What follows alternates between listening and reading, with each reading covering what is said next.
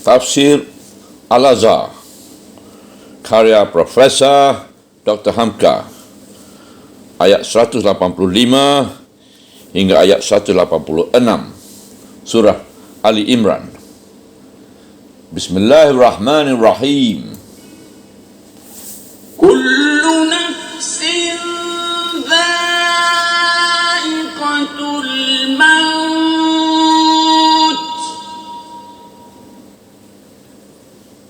wa innama tuwaffawna ujurakum yawmal qiyamati faman zuhziha 'anil nari wa udkhilal jannata faqad faz wa mal hayatud dunya illa mata'ul ghurur. Ayat 185. Tiap-tiap yang bernyawa merasakan mati. Sesungguhnya kelak akan disempurnakan balasan kamu pada hari kiamat. Barang siapa yang dijauhkan dari neraka dan dimasukkan ke dalam syurga, telah berjayalah dia. Kehidupan dunia ini tidak lain dari benda tipuan.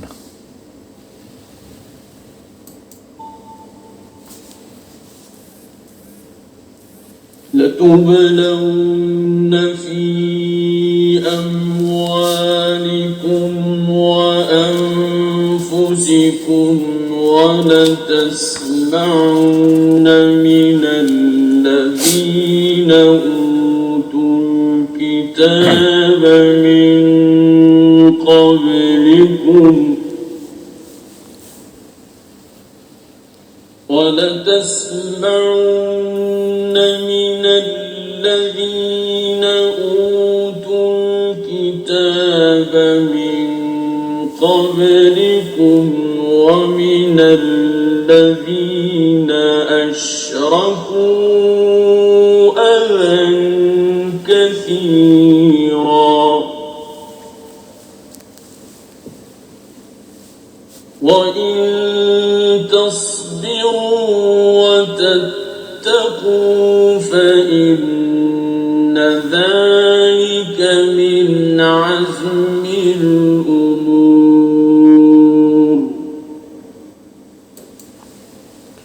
Ayat 186. Sesungguhnya kamu akan dikenakan percubaan pada harta bendamu dan dirimu, serta kamu akan didengar celaan yang banyak sekali dari orang-orang yang diberi kitab sebelum kamu dan dari orang-orang yang mempersekutukan Allah. Tetapi jika kamu bersabar dan bertakwa, sesungguhnya yang demikian termasuk perkara yang paling penting.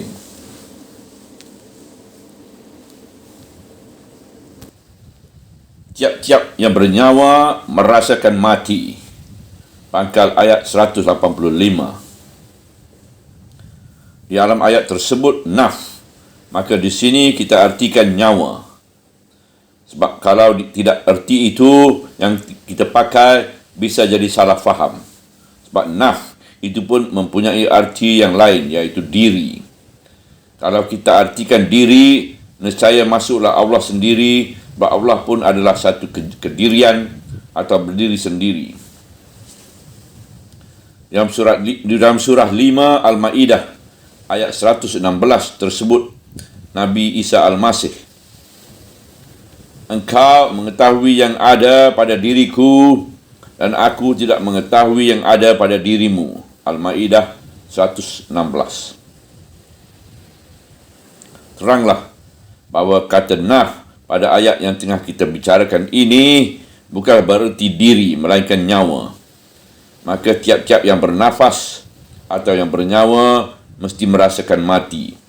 Baik manusia atau binatang atau apa-apa asal bernyawa. Kalau lebih kita perdalamkan lagi, belum jugalah kena kalau kita katakan bahawa segala yang bernyawa mesti merasakan mati. Lebih tepat lagi menurut bunyi ayat kalau kita katakan bahawa tiap-tiap nyawa mesti merasakan mati. Sebab yang bernyawa atau yang dihinggapi oleh nyawa ialah tubuh kasar jasmani ini. Apakah tubuh yang kasar ini merasakan mati? Tidak. Sebab apabila mati telah datang, tubuh kasar tidak ada mempunyai perasaan lagi. Sebagaimana cerita Sokrates yang termasyhur itu. Setelah mati, itu menjala dari kakinya. Maka mana yang telah dijalani itu tidaklah merasa apa-apa lagi. Tatkala muridnya Kriton memukul-mukul lututnya, dia mengatakan tidak terasa lagi. Maka bolehlah kita katakan bahawa nyawa itulah yang merasakan mati. Dan tidak perlu kita perdalam lagi apa mati itu. Sebab kita semuanya sudah tahu dan selalu melihat orang mati. Tetapi selama masih hidup, kita sendiri belumlah merasakannya. Dan setelah kita merasakan kelak, tidak pula kita dapat mencerita kepada orang lain bagaimana yang kita rasai pada waktu itu. Ayat ini adalah lanjutan bujuk penawar bagi Nabi kita SAW sebagai bujuk penawar yang telah lalu tadi. Sebab lanjutan ayat ialah sesungguhnya tidak akan disempurnakan balasan kamu pada hari kiamat. Sesungguhnya kelak akan disempurnakan balasan kamu pada hari kiamat. Lantaran itu, segala yang bernyawa, termasuk manusia dalam perjuangan hidupnya ini, hujung perjalanan hidup ialah mati. Kita hanya sekali datang ke dunia ini dan diberi akal untuk menimbang buruk dan baik jalan yang kita akan tempuh. Semua orang yang berakal menginginkan yang berfaedah dan tidak menyukai yang mudarat. Tetapi ada orang yang tertumpuh jalan benar dan ada pula yang tertempuh jalan salah. Berapakah jalan kebaikan yang terisi oleh kita dan berapa yang kosong? Bagaimana orang yang baik dan bagaimana orang yang jahat? Di dunia ini belumlah dapat dijelaskan hitungan terperinci urusan ini. Di akhiratlah kelak di seberang maut itu akan disempurnakan balasan kita. Barang siapa yang dijauhkan dari neraka dan dimasukkan dalam syurga, telah berjayalah dia.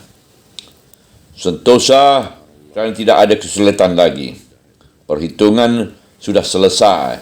Sebab di akhirat itulah hidup yang sebenarnya, hidup yang kekal abadi. Kehidupan dunia ini tak lain dari benda tipuan. Ujung ayat 185. Di pangkal ayat diperingatkan bahawa nyawa pasti akan merasakan mati. Di ujung ayat dikatakan bahawa hidup di dunia ini hanyalah benda tipuan. Kata dunia yang serumpun dengan kata adnan itunya artinya ialah hidup yang dekat, iaitu hidup yang kita hadapi sekarang ini. Kehidupan ini selalu menipu dan merayu kita sehingga kerap kali kita lupa bahawa hidup yang sebenarnya adalah di seberang sana. Di seberang itu hanya satu antara dua, iaitu neraka atau syurga. Kalau sudah terjauh dari neraka dan masuk ke syurga, itulah hidup yang sentosa. Tipuan hidup ini kerap kali menipu orang, sehingga hatinya terpaut dan terikat di sini. Bertambah manusia lupa akan hal ini, bertambah beratlah hatinya akan meninggalkan dunia fana ini. Sehingga ngerilah dia menghadapi maut dan gelaplah baginya zaman depan. Inilah yang menyebabkan orang jadi kufur. Dan apabila diingat kehidupan yang sejati itu, hidup yang kekal, iaitu jauh hendaknya dari neraka dan masuk hendaknya ke syurga, supaya sentosa, maka dari hidup yang sekarang inilah kita tentukan tujuan ke sana. Barulah hidup kita yang sekarang ini yang dunia atau yang dekat ini ada artinya. Sebagai kita katakan tadi, menurut ahli-ahli tafsir, terutama ditegaskan oleh Ibnu Jarir dalam tafsirnya, bahawasanya ayat ini yang menyatakan bahawa tiap-tiap nyawa pasti merasakan mati adalah lanjutan tasliyah, obat penawar hati Nabi dalam kesibukan perjuangan yang kadang-kadang menghadapi pasang naik dan kadang-kadang pasang surut. Dan dia pun menjadi obat penawar bagi sekalian orang yang menegakkan iman. Kerap kali tampak bahawa orang yang memusuhi kebenaran itu masih saja hidup dengan kemewahan dan keangkuhan, tidak juga jatuh. Dan orang yang berjuang menegakkan kebenaran selalu saja tertumbuk jalan. Maka datanglah ayat ini sebagai penawar hati, bahawasanya bagaimanapun tampak kemegahan musuh, namun ujung perjalanan hidupnya ialah mati. Kita pun demikian. Kita wajib bekerja terus, kebenaran mesti menang. Dan kadang-kadang kebenaran itu belum akan tampak kejayaannya selama hidup kita. Sebab kita pun akan mati, tetapi anak-anak keturunan kita akan melanjutkan perjuangan itu. Mengapa si sombong angkuh masih saja kelihatan menang, padahal dia berdiri di pihak yang salah? Mengapa yang berdiri di atas kebenaran kalah saja, padahal dia telah berjuang dengan tulus ikhlas? Lanjutan ayat telah memberikan ketegasan bahawasanya ganjaran akan dibayar penuh, bukanlah di sini. Pada hari kiamatlah kelak segala janji itu akan dipenuhi. Yang jahat akan mendapat balasan jahat dan yang baik akan dapat balasan baik. Yang maha penting ialah tujuan yang jelas. Jangan yang kabur. Jangan silau mata melihat kesombongan lawan. Jangan berkecil hati kerana perjuangan belum berhasil. Kerana penentuan haluan hidup ialah pada ketegasan jiwa, ketegasan nafs. Barang siapa yang tersingkir dari api neraka sejak dari dunia ini dan ditentukan tempatnya di dalam syurga, itulah orang yang menang. Penentuan terjauh dari neraka dan masuk ke syurga itu hendaklah digaris dari sekarang. Penentuan terjauh dari neraka dan masuk ke dalam syurga itu hendaklah digariskan dari sekarang. Penentuan terjauh dari neraka dan masuk ke dalam syurga itu hendaklah digariskan dari sekarang. Untuk memahami ayat ini lebih dalam, bacalah surah 5 Al-Ma'idah ayat 100. Katakanlah olehmu, tidaklah sama antara orang yang buruk keji dengan yang indah baik. Meskipun engkau terpesona oleh banyaknya yang buruk keji itu, dan takwalah kepada Allah, wahai orang-orang yang mempunyai fikiran cerdas, supaya kamu boleh beroleh kemenangan. Surah Al-Ma'idah ayat 100. Berpegang teguhlah kamu pada pendirianmu, yang buruk tetap buruk dan yang baik akan bertambah bersinar kebaikannya di dalam jiwamu. Walaupun dari kiri kanan dia telah dikepung oleh yang buruk. Walaupun 7 tahun terbenam di dalam lunau, namun intan akan tetap bercahaya juga. Kemudian ingatlah bahawasanya hidup dunia ini tidak lain dari benda tipuan. Hidup di dunia ini ialah makan dan minum, rumah dan kediaman, pangkat dan kebesaran, singgah sana dan mahligai, ataupun hanya dapat sesuap pagi, sesuap petang. Kerana ditipu oleh hal-hal yang demikian, timbullah rasa tidak puas dengan yang telah ada. Kita ditipunya terus untuk menambah lagi dan naik lagi, supaya sampai pada sesuatu. Padahal kerana tipuan itu, kerap kali lupalah kita akan tujuan hidup yang sebenarnya. Bahawa kehidupan dunia ini mesti berakhir dengan maut. bahawa kehidupan dunia ini mesti berakhir dengan maut. Bahawa kehidupan dunia ini mesti berakhir dengan maut. Benarlah bahawa Tuhan Allah dalam beberapa ayatnya dengan tegas membuka kesempatan bagi kita supaya selama hidup ini kita berjalan di atas bumi dan mencari rezeki. Benar bahawa Tuhan Allah telah menyediakan segala sesuatu untuk manusia. Benar bahawa matahari dan bulan, sungai yang mengalir, lautan yang terbentang, kapal di lautan dan lain-lain sudah disediakan untuk kita. Tetapi jangan lupa bahawasanya semua itu disediakan ialah untuk melapangkan jalan ke dalam kebahagiaan akhirat. Bukan disediakan hanya untuk kemegahan dalam hidup dunia yang sempit ini dan tempohnya yang terbatas. Cubalah kita resapkan ke dalam jiwa intisari ayat ini. Sekali-kali tidaklah dia menimbulkan muram atau pesimis menghadap hidup dunia. Bukan bererti kerana ayat ini orang yang beriman tidak boleh kaya. Bukan dengan ayat ini bererti orang yang beriman itu tidak boleh kaya. Tidak boleh mempunyai rumah yang bagus-bagus atau perhiasan hidup yang baik-baik. Bukanlah ini yang dilarangkan Tuhan. Cuma janganlah lupa supaya jangan sampai dia mengikat hati.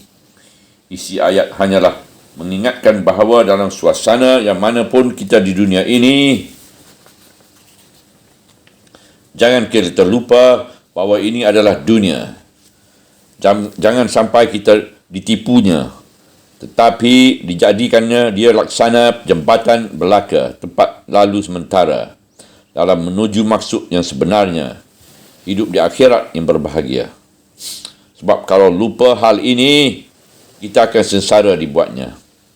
Alangkah sedih bercerai waktu kasih sedang bertumpah padanya, padahal kita tidak akan datang lagi kedua kali. Sedangkan orang mati syahid, sebagai hadis Jabir bin Abdullah yang kita salingkan dahulu, memohon hidup sekali lagi supaya mati lagi dalam syahid. Tidak dapat dikabulkan, apalagi keinginan datang lagi ke dunia untuk berfoya-foya. Dan kalau kita renungkan lagi hakikat hidup dunia ini, berapalah lamanya kita merasakan enaknya? Dan bilakah? Menanyakan bila terasa enak hidup di dunia sama saja dengan menanyakan kepada seseorang bila dia merasakan nyenyak tidur. Apakah kita merasa enak hidup waktu kita masih kecil dalam tanggungan orang tua, atau setelah kita bebas berusaha sendiri, atau setelah tua renta tidak bertenaga lagi? Alangkah kosongnya hidup ini kalau tidak ingat akan tujuan terakhir tadi. Kemudian datanglah peringatan Tuhan kepada orang yang beriman. Sesungguhnya kamu akan dikenakan percubaan pada harta bendamu dan dirimu. Pangkal ayat 186. Maka di dalam menuju reda Allah agar terjauh dari neraka dan sentiasa hendaknya dalam syurga, mukmin tidak menempuh jalan yang mudah. Satu hadis sahih berkata, syurga ditempuh dengan serba kesulitan dan neraka ditempuh dengan serba syahwat. Menegakkan kalimat ilahi, menempuhkan jalan Allah akan membawa berbagai-bagai percubaan. Harta benda akan diminta pengorbanan supaya dikeluarkan. Bakil adalah batu penarung menuju cita. Dan bukan itu saja, bahkan nyawa pun diminta korbannya.